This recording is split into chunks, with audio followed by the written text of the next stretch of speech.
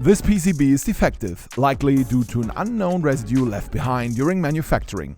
Such contaminations can cause complete device failure, which poses serious reliability risks in high-performance electronics. In this video, we will use FTIR microscopy to identify the contamination.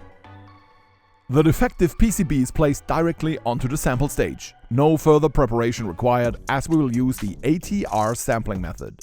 A visual image is taken and quickly exposes the suspicious residues on the component surface. Small crystals across the entire board. Measurement points are quickly placed on the contamination and a clean part of the sample for reference. The ATR crystal will now touch down at the specified measurement position and collect an FTIR spectrum in a few seconds. As the IR spectrum works like a spectral fingerprint, we can use it to unambiguously identify unknown compounds.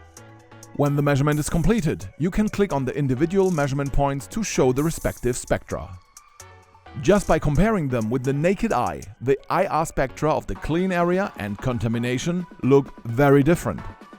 We proceed by selecting the contamination spectrum and performing an identification by using our autonomous composition identifier. Check the description or card in the video to learn more about OPUS A.I.D. The software identifies the crystalline impurity as adipic acid, a typical contamination from an incomplete PCB washing process. This information provides a basis for preventing similar issues in the future and for improving overall quality. Thank you for watching.